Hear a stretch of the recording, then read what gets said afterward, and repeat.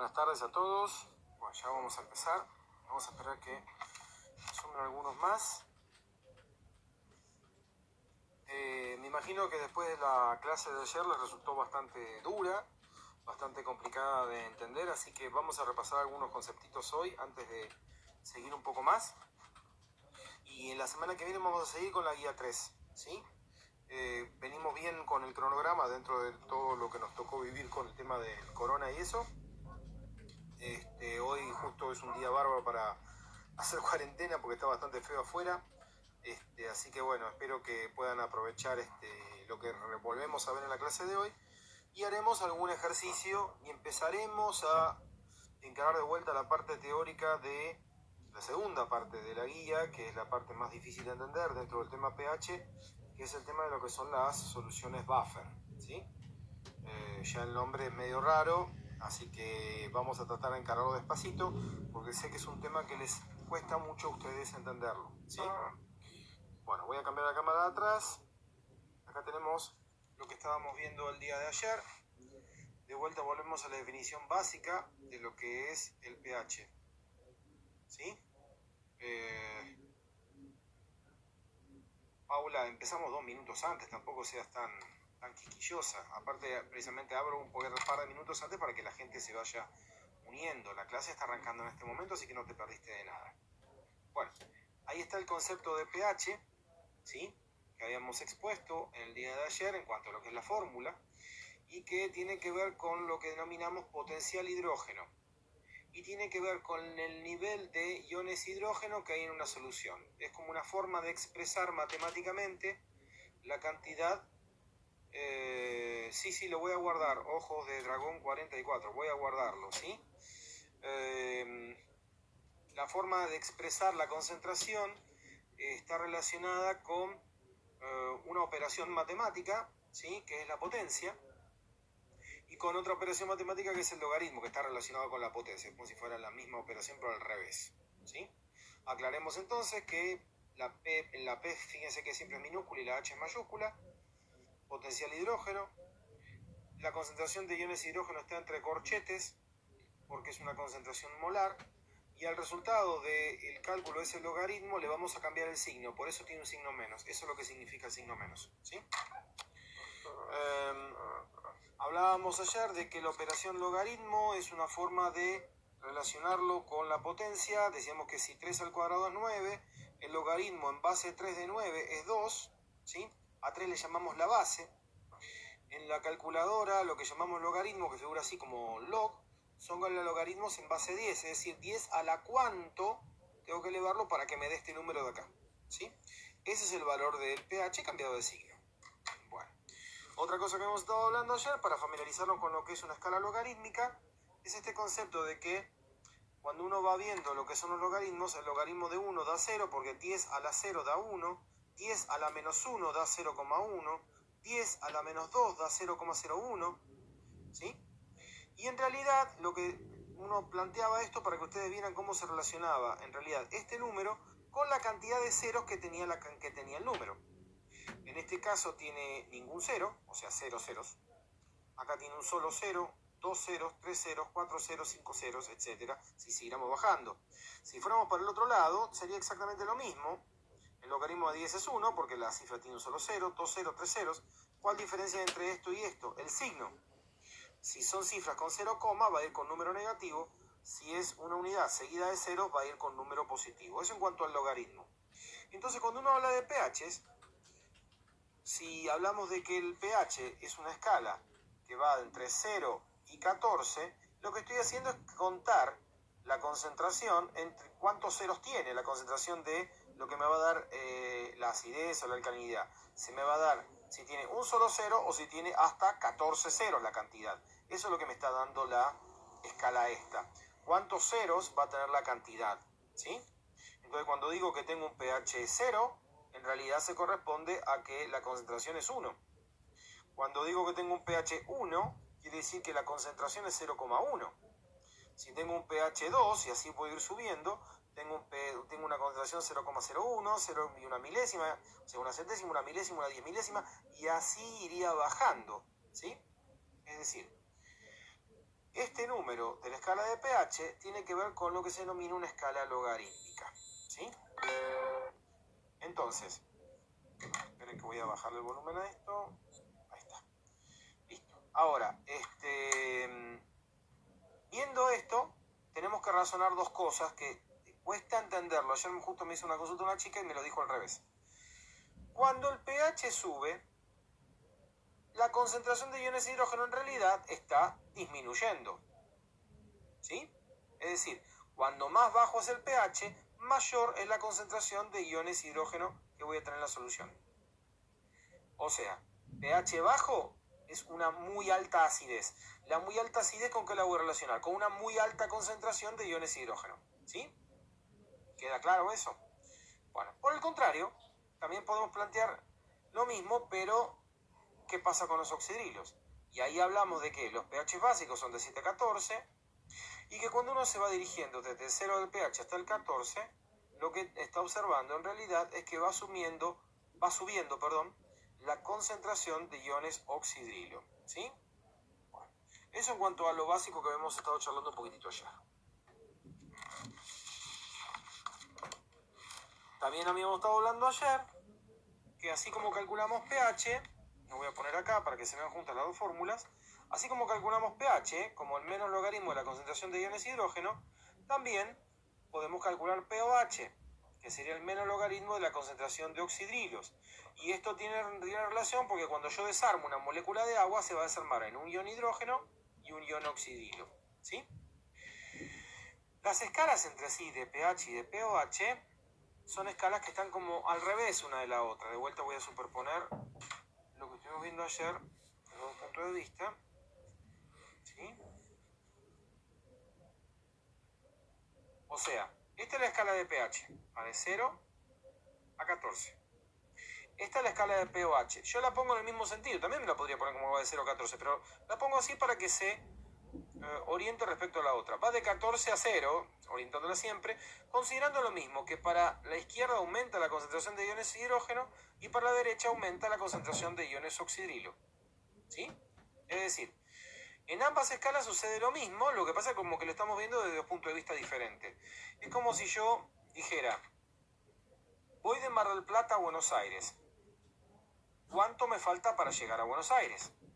Y cuando estoy acá me faltarán 400 kilómetros, cuando estoy en Dolores me faltarán 200, y después si hago 200 kilómetros más llegaré a la ciudad de Buenos Aires.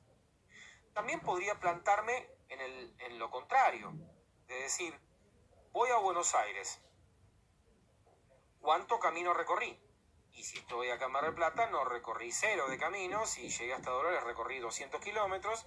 Y si llegué hasta Buenos Aires, recorrí 400. Es algo parecido acá con estas dos escalas, con la de pH y la de pOH. Es como que en una me paro en una ciudad y en otra me paro en la otra. O en una me estoy enfocando en cuánto recorrí y en otra me estoy enfocando en cuánto me falta recorrer, ¿sí?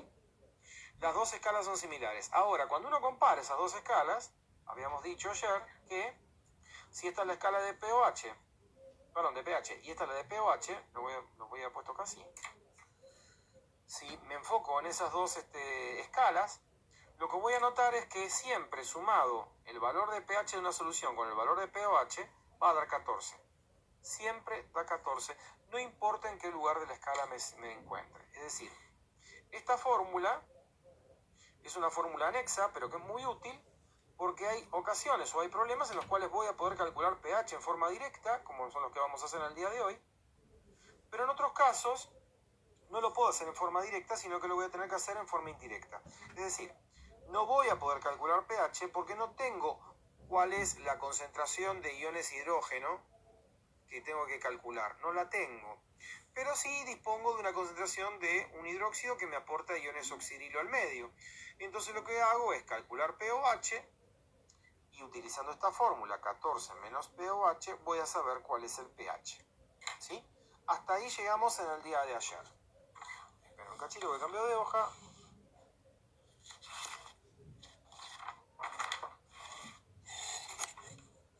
Vamos a cambiar la hoja y vamos a ir a la que sigue. Habíamos dicho también que esto provenía de lo que era la ionización del agua, ¿sí? Que cuando teníamos el agua misma se separaba una pequeña cantidad de agua, o sea, mejor dicho, la mayor parte permanece en este estado y una pequeñísima cantidad se desarma así, en ion hidrógeno y ion oxidrillo, ¿sí? Y entonces uno podía calcular esa constante de disociación del agua de esta manera, ¿sí? Sí, voy a guardar el vivo, sí.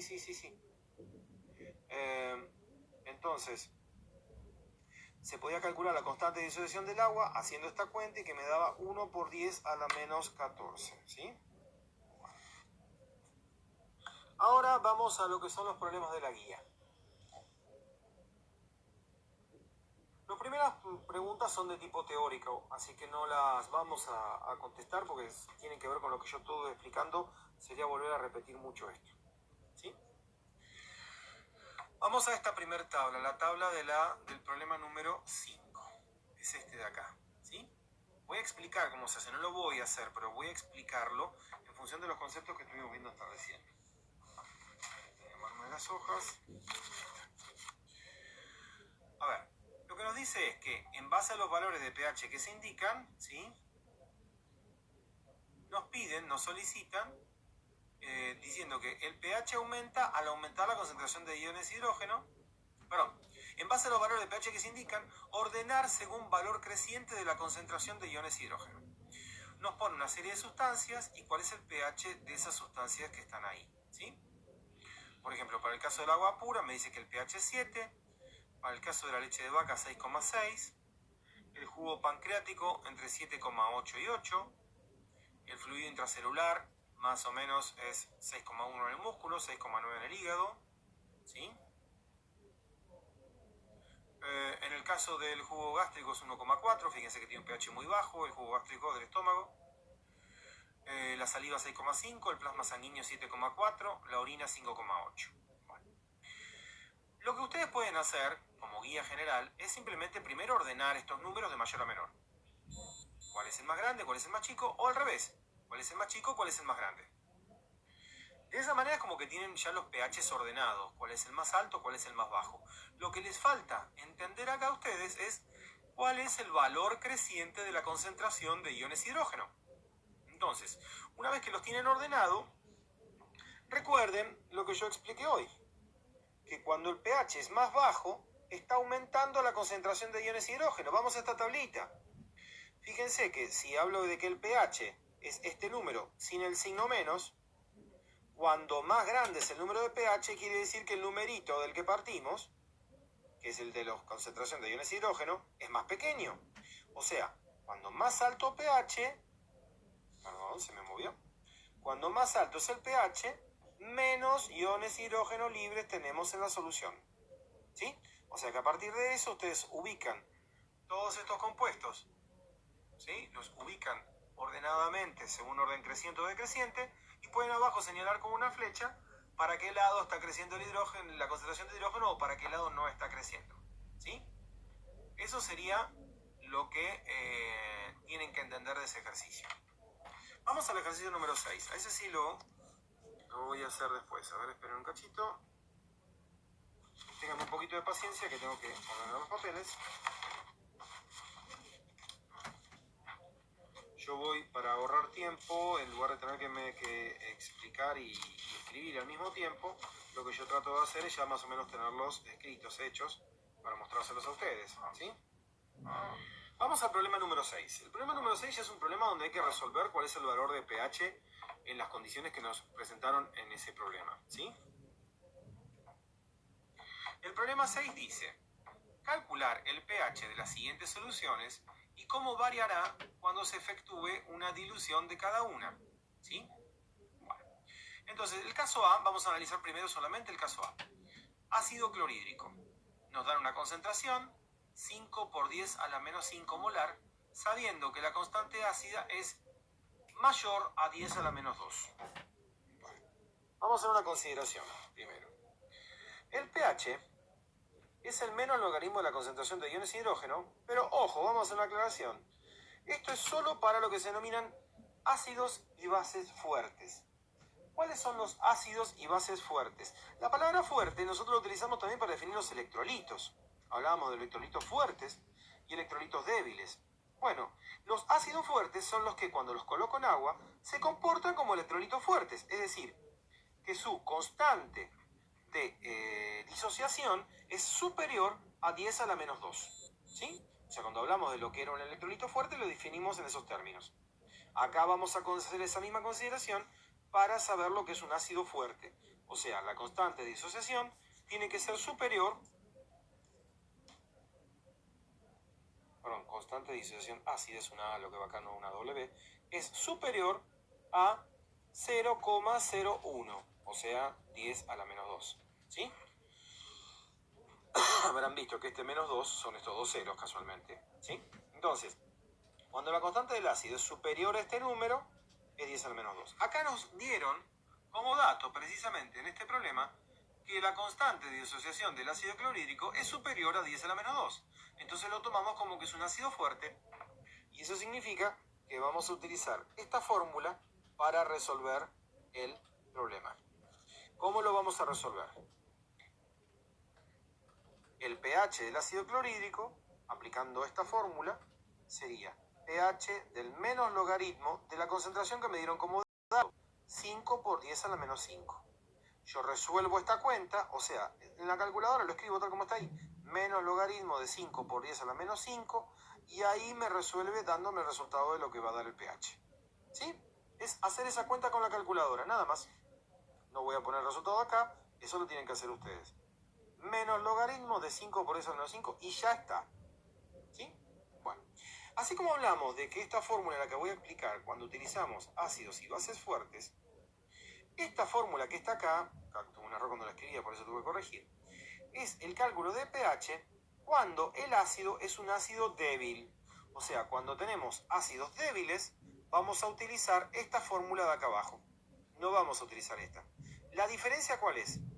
Que necesitamos saber el valor de la constante del ácido, a la concentración del ácido la vamos a multiplicar por esa constante, y a todo eso le vamos a sacar la raíz cuadrada. Recién ahí vamos a sacar el menos logaritmo.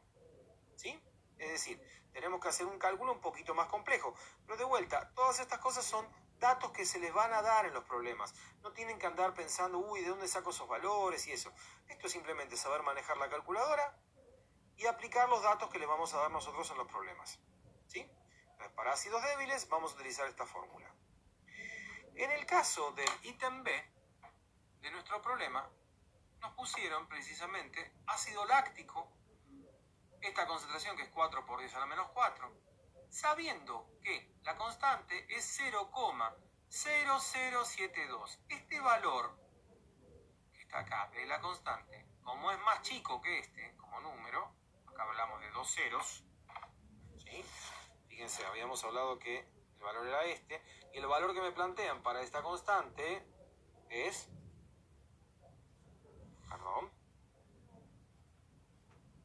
la constante de este ácido es 0,072. O sea, es un número más chico, es un número más pequeño. Entonces, si es un número más pequeño que este de acá, significa que eso sería el techo, entonces significa que es un ácido débil, porque este es un número más pequeño que 0,01. Entonces voy a aplicar la fórmula, tal como habíamos dicho que era la fórmula para ácidos débiles. Menos logaritmo de la raíz cuadrada de la constante por la concentración del ácido. Bueno, yo acá lo hice al revés, puse primero la concentración del ácido, es lo mismo. ¿Sí? Cuando lo leí ahí arriba dije que era 10 a la menos 4 y es 10 a la menos 6, perdón. La concentración molar entonces del ácido láctico es 4 por 10 a la menos 6 y la constante del ácido es 0,072. Multiplico esto por esto, al resultado le saco la raíz cuadrada, al resultado de la raíz cuadrada le aplico el logaritmo y una vez que aplique el logaritmo le cambio el signo y ahí tengo el valor de pH. ¿Sí? Entonces vimos cómo es el cálculo de un pH para un ácido fuerte y cómo es el cálculo del pH para un ácido débil. ¿Sí? ¿Por qué vemos este concepto de que hay ácidos fuertes y ácidos débiles? Lo vamos a aplicar esto después, el concepto de esto, para cuando veamos lo que es un buffer y mucho más importante aún, lo que es un buffer sanguíneo. ¿Sí? O sea, todo este tema que estamos viendo de pH tiene una importancia altísima a nivel organismo, a nivel lo que es el medio interno, porque precisamente el medio interno, una de las cosas que se hace es regular muy bien el pH. Acá ya algunos me pusieron los resultados, ¿sí? No voy a, bueno, los que tienen ahí, los que están conectados van a poder verlo en el chat, ¿sí? No hace falta aclararlo. Bueno, entonces, ahí calculamos los dos primeros, perdón, los dos ítems del primer ejercicio, ¿sí? Bueno. Otro ítem, que eso no lo escribí, es simplemente para razonarlo. Nos habían dicho cómo variará el pH, obviamente, cuando se efectúe una dilución de cada uno. ¿Diluir qué significa? Diluir significa que yo parto de una cierta concentración de una sustancia, o mejor dicho, parto de una solución, ¿sí? Tengo una solución, a esa solución le voy a agregar una cierta cantidad de solvente y finalmente voy a terminar obteniendo una solución más diluida. Vamos a pensar el ejemplo, esto siempre cuando teníamos clases, allá lejos ese tiempo, cuando teníamos clases presenciales, parece que fuera hace mucho tiempo, ¿no? Y fue el año pasado. Cuando estábamos con las clases presenciales yo explicaba, ustedes seguramente en sus casas alguna vez habrán preparado un sobre de juguito Tang o, bueno, la marca que ustedes compren. Y ahora pueden visto las instrucciones que dice que hay que poner un sobre de jugo por cada 1 litro de agua. Bueno, bárbaro.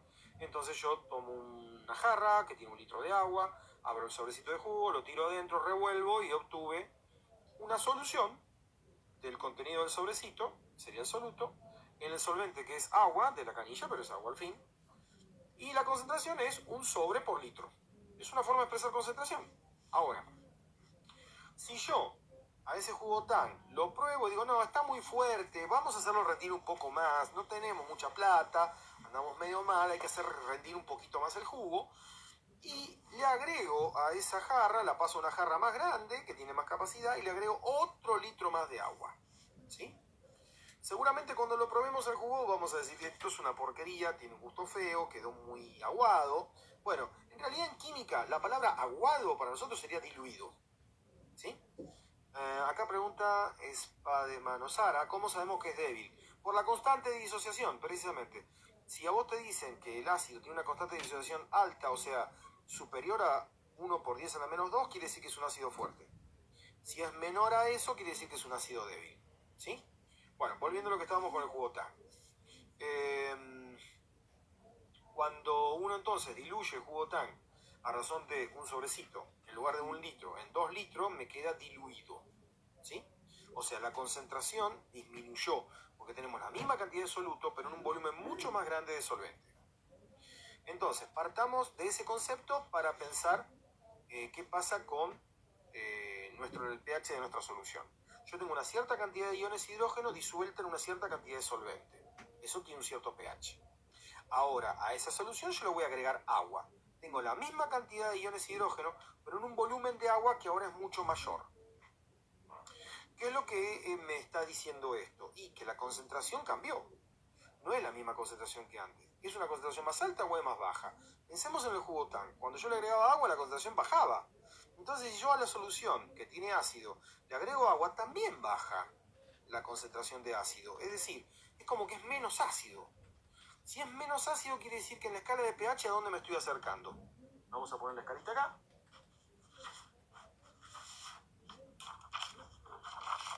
Tengo acá mi escala de pH. Yo digo que supongamos estoy acá y le agrego agua.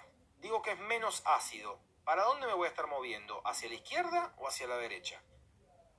A ver, alguien que conteste eso. ¿Sí?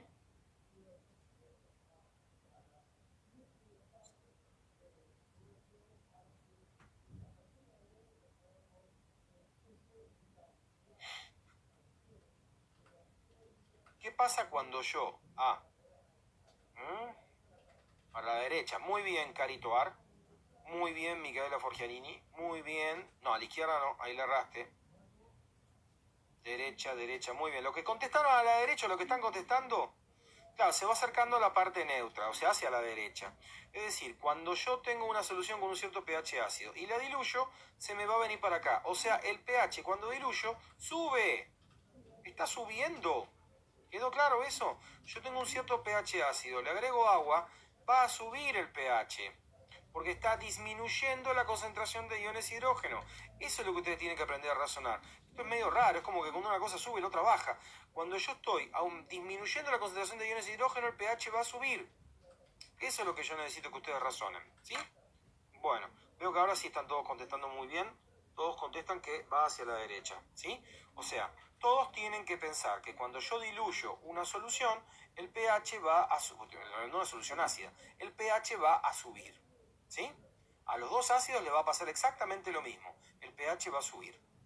Bueno, ahora vamos al problema que sigue. El problema que sigue es un poquito más complicadito. Bueno, en realidad no, pero a ustedes les puede resultar más complicado. Volvemos a mis dibujitos. Hoy también no voy a hacer una clase muy larga porque después de este tema empezaríamos con el tema buffer, así que voy a explicar un poquitito la entrada como a nivel conceptual de eso, y lo vamos a dejar todo para la semana que viene el resto, ¿sí?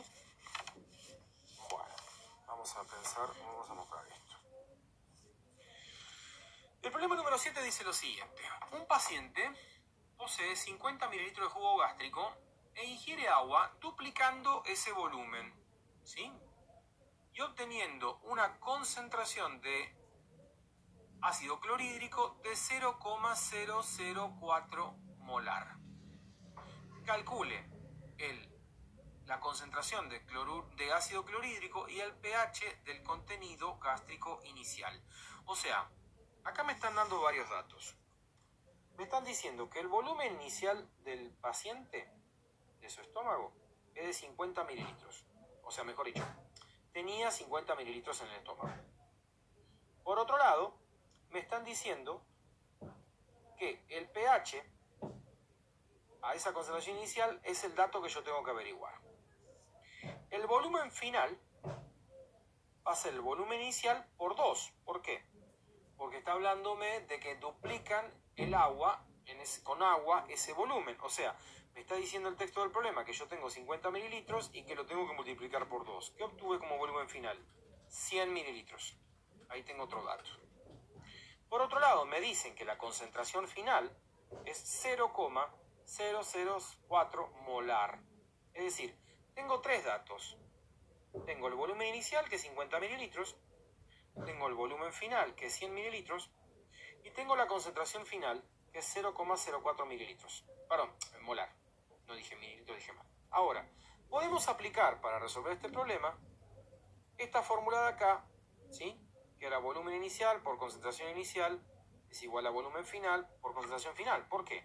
Y porque tengo este dato, tengo este dato y tengo este dato. Solo me falta como dato el de la concentración inicial. Entonces, la concentración inicial va a ser igual a volumen final por concentración final dividido volumen inicial. 100 mililitros por 0,004 molar dividido 50 mililitros. Mililitro con mililitro se cancelan. Puedo simplificar 50 con 100, me queda un 2 arriba, un 1 abajo. 2 por 0,004, 0,008 molar. Esta es la concentración inicial que tenía el paciente de ácido clorhídrico en su estómago. ¿Para qué averigüé esto? Porque me preguntaban en el problema cuál era el pH del estómago con la concentración inicial de ácido clorhídrico, no con la final. Podría calcularlo con la final también, pero no. Me pide que lo calcule con la inicial. Entonces ahora sí, directamente planteo pH es el menos logaritmo de la concentración que averigüé como concentración inicial. Ese valor es el valor que me piden que averigüe, ese valor de pH. Es decir, es un problema de pH combinado con algo relacionado con diluciones, que era el tema de la guía 1, 2, ¿sí? Por ahí. ¿Quedó claro esto? Si quedó claro, ya puedo pasar a explicar un poquitito pH. Bueno, ya acá alguien hizo la cuenta. Ya puedo pasar a explicar lo que sigue. Vamos a cambiar la cámara frontal. Bueno, algunos dicen 2,9, otros dicen 2,09. Bueno, pónganse de acuerdo. ¿2? No, no puede ser pH 2.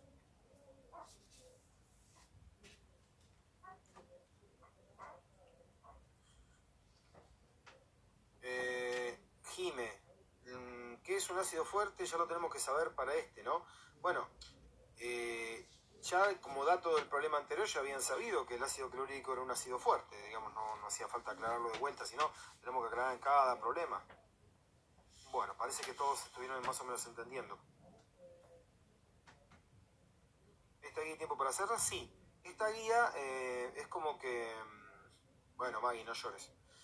Esta guía es como que vamos a dar un poco más de tiempo para hacerla porque es una guía, primero que es más larga y segundo que es más complicada para hacer. Ya si se ponen a leer los problemas, si con algunos estaban sufriendo un poquitito, con algunos otros van a sufrir bastante más, ¿sí? Este tema de buffer, en realidad no lo estamos dando con un nivel muy alto de complejidad, pero igualmente se les complica a ustedes, ¿sí? No, el 8, bueno, el 8 directamente es una pregunta. Sole, bueno, abajo en la calculadora hay un botoncito que dice exp. Ese exp es para poner el exponencial. O sea, vos escribís el número, supongamos 8, abajo apretás exp, y fíjate que por arriba, generalmente estoy hablando medio de memoria, no sé qué calculadora tenés, a la izquierda suele haber como un signo menos entre dos paréntesis. Con eso le vas a cambiar el signo al exponencial. Entonces pones menos y pones el número que querés poner. Si no, busca a alguien en tu casa que te ayude o, no sé, busca por internet. Digamos, al no tener la calculadora acá delante tuyo, no puedo decirte tu calculadora cómo es, ¿sí? Sí, una Casio, pero no me alcanza con eso. Bueno, a ver, vamos a explicar una cosita. Cuando yo tengo agua, ¿sí? Y agua pura, uno esperaría que el agua tuviera, mejor dicho, el agua tiene lo que se dice un pH neutro, es decir, el agua normalmente está a pH 7, pH neutro, ¿sí? Exactamente acá. Bueno, entonces, en ese punto de neutralidad, si yo a esto le agrego un ácido, ¿qué va a pasar con el pH? Si yo agrego un ácido, estoy aumentando la concentración de iones hidrógeno. Entonces eso quiere decir que el pH va a venir para este lado. Está aumentando la concentración de iones hidrógeno, entonces eso quiere decir que va a venir para este lado el pH. Es decir, el pH cuando yo agrego iones hidrógeno, baja. Cuando yo tomo una solución, tomo de vuelta agua y le agrego un hidróxido, estoy aumentando la concentración de esto, ¿sí? Entonces, cuando yo aumento la concentración de esto, ¿qué va a suceder? Que el pH va a subir. Es decir, si yo a agua pura le agrego esto, va a bajar. Si le agrego esto, va a subir. Bueno, resulta que, o sea, el pH siempre va a estar cambiando, ¿sí? Nunca va a permanecer estable. Resulta que hay ciertas combinaciones de sustancias químicas que hacen que cuando yo tengo una solución, supongamos a pH 7, y le agrego ácido, el pH no cambia. Lo mismo, si a esa solución especial le agrego esto, el pH no cambia. ¿Qué significa esto? Y que la solución está teniendo la capacidad de absorber, de amortiguar los cambios de pH lógicos que ocurrirían por el agregado de un ácido o de un hidróxido. ¿Sí? Es decir, tengo algo que está... Yo pongo el pH 7 por poner ejemplo, podría ser cualquier otro. Tengo una cierta solución con ciertas sustancias.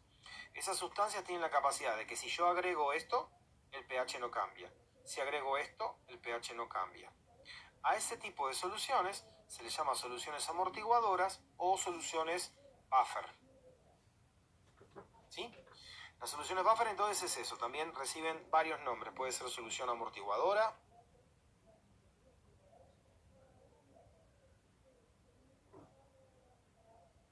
o también se le llama soluciones tampón. Medio feo el nombre, pero bueno, también se le llama de esa manera. Normalmente, no buffer, sino esto es una palabra en inglés, se le llama buffer, ¿sí? Las soluciones buffer son aquellas entonces que tienen esa capacidad de amortiguar los cambios de pH lógicos que debería sufrir cuando le agregamos ácido o cuando le agregamos hidróxido a la solución. ¿Sí? Ahora, ¿cómo se forma una solución buffer? La solución buffer se forma a partir de la combinación de un par de sustancias que tienen que ver con esto que hablábamos hoy de lo que son electrolitos fuertes, electrolitos débiles o ácidos fuertes y ácidos débiles. Hay varias combinaciones posibles. En el módulo que, mejor dicho, en la explicación teórica que les dijo Hugo, hay algo de esto, ¿sí? Yo voy a retomar el tema para seguir explicándolo ya con algo un poquitito por ahí más armado para la clase que viene, o sea, el jueves que viene, y vamos a ir viendo de ya hacer algún problemita o algo por el estilo. Quiero que repasen, que lean, que vuelvan a hacer o que completen todo lo que tiene que ver con esta primera parte de pH antes del punto 8. En todo caso, el punto 8, vean de contestarlo en forma teórica y después vamos a empezar a analizar, por ahí con algún ejemplo, algo dibujado o explicado por mí, cómo es esto de las soluciones buffer y cómo actúan. Son complejas de entender, porque es como que hay un montón de equilibrios químicos, de reacciones que van para la izquierda, que van para la derecha, y que una compensa a la otra como si fuera un juego de platillos en una balanza, tal que la aguja, digamos, termina siempre quedando en la misma posición. O sea, el pH siempre se mantiene igual. Esto tiene muchísima importancia, como le decía hace un ratito, en lo que tiene que ver con lo que es el medio interno de nuestro organismo, ¿sí? Cuando uno habla de medio interno está hablando de cómo se comporta la situación adentro del cuerpo en cuanto a una serie de parámetros. Uno de los parámetros que es muy importante es el pH. Todos los sistemas de nuestro organismo están ajustados para trabajar un pH muy preciso, ¿sí? Entonces, también se desarrolla un mecanismo para mantener, para ayudar a que ese pH preciso se mantenga estable y que sufra los cambios más pequeños posibles, ¿sí?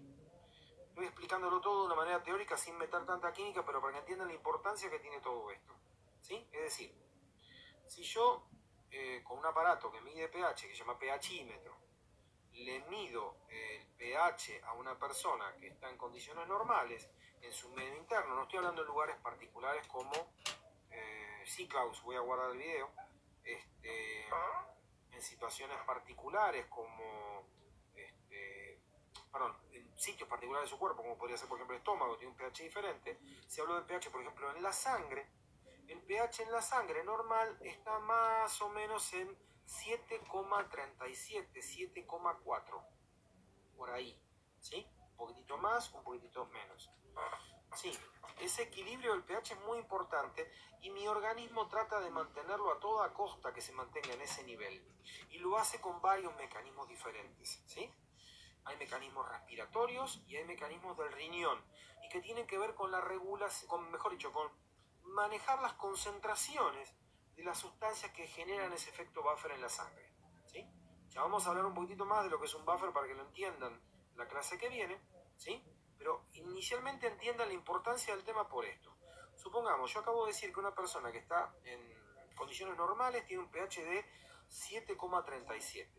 Vamos a suponer que una persona entra en paro cardíaco.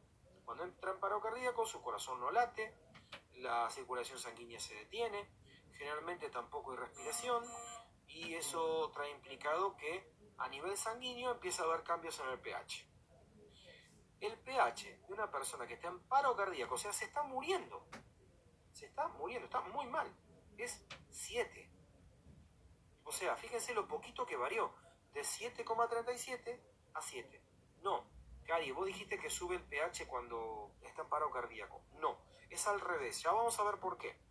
Pero exactamente ocurre lo contrario. El pH baja, pero fíjense que a pesar de que la persona está en una situación extrema, es decir, se está muriendo, el pH no bajó mucho. Es decir, que con pequeñas variaciones del pH, el sistema ya está muy mal, está terriblemente desequilibrado. Por eso es tan importante la existencia o la presencia de los buffers en diversos lugares del organismo, principalmente en el buffer, lo que se denomina buffer sanguíneo, ¿sí? Con esto vamos a cerrar la explicación por el día de hoy, ¿sí? Vamos a seguir el jueves que viene. Sí, también, ojo, Luz Pellegri, cuando baja el pH te sentís mal. Cuando sube el pH también te sentís mal. O sea, lo que quiere hacer el organismo es mantener el pH siempre de la misma manera, siempre en 7,37. Ni para arriba ni para abajo. 7,37 siempre. ¿Sí? Entonces, ajusta a través de la respiración, a través de la orina, y otro mecanismo más, ya vamos a ver bien cómo es eso. Trata de ajustar las concentraciones de las sustancias que generan el buffer. Sí, Cari, esto se estaba poniendo bueno porque no habíamos metido los números ni nada por el estilo. Cuando veamos un poquitito cómo trabaja esto, vas a decir, ¿para qué nos habremos metido acá? ¿Sí? No está más alcalinizado el cuerpo. Digamos que el cuerpo 737 es un pH que en realidad está muy cercano a una neutralidad. No es muy distinto a estar a pH neutro.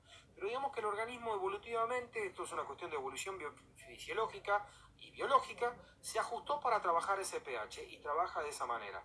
¿Sí? Es decir,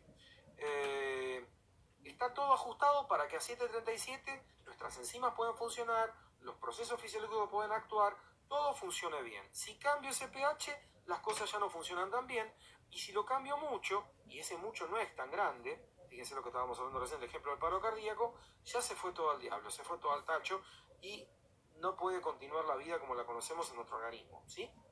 Ahí, si nos vamos a la naturaleza, hay sí otros organismos que ajustan su pH o que no lo ajustan y simplemente se adaptan al pH que haya, ¿sí?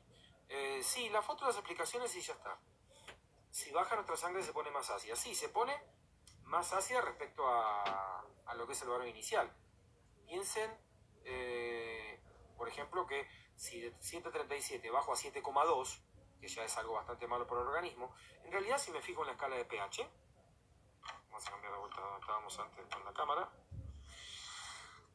Si estoy hablando de que el organismo normalmente supongamos está por acá, cerquita del pH, y lo bajo un poquito por acá, sigo estando en un pH que en realidad es alcalino. Sigue estando siempre los dos cerca de la neutralidad, pero sigue siendo un pH alcalino.